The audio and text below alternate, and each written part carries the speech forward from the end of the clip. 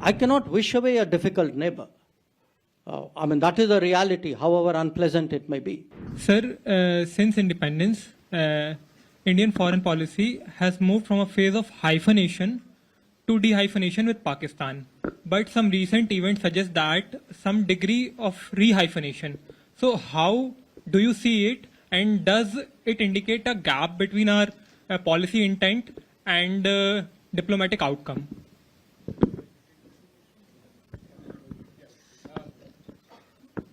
Yeah, Chetan, you were going to ask a question. Some other Chetan intervened. Thank you, Professor Mattu. Thank you, Minister, for your very insightful speech. I am Chetan Rana. I'm a final year PhD student working on foreign policy of populists. My question is, like you emphasize a lot on neighborhood in your speech, right? And you talked about how the world today is very complex, but India's neighborhood has been a challenge from times of Nehru to today, right? The nature or the forms of those challenges have changed, but it has been a challenge. So my two-part question is, one, how do you evaluate the success or failure of neighborhood first policy, considering the reality that neighborhood will always be a challenge? And B, can India rise while not being able to accommodate India's neighborhood properly? Look, the first question about hyphenation. Now, we have multiple neighbors. Some are clearly better than others. And the hyphenation normally happens with a neighbor who's not so nice. Now, you have to understand, when we say dehyphenation, that means it's our objective and our approach that decisions made by third countries about us are not made keeping that relationship as the lens or as the factor of calculation or factor of primary calculation. Now, that doesn't necessarily mean that they would accommodate us. I think you will always see attempts, to balance us off, or if there is a situation, to use that situation for their own ends. That is the competitive nature of international politics. From our perspective, the best way of dehyphenation is frankly to outstrip the other party in terms of power and capability.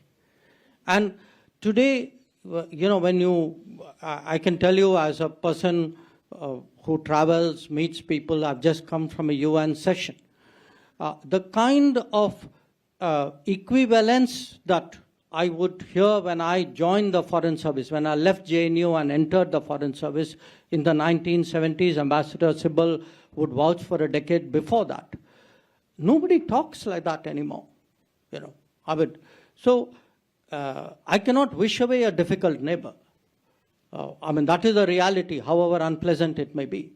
But what I have to do is to make myself impactful enough and in a way attractive enough that the relationship is primarily one which is based on my own capabilities and my virtues and my contributions. And I think that is broadly happening.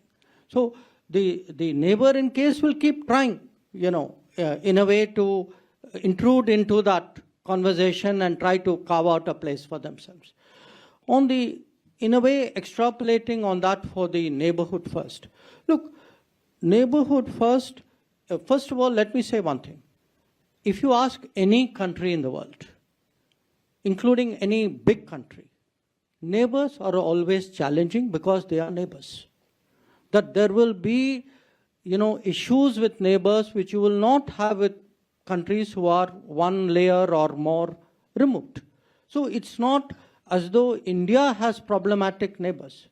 Every country has problematic neighbors. Every big country has more problematic neighbors.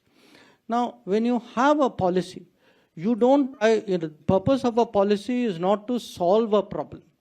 The purpose of a policy is to manage relationships to your national advantage.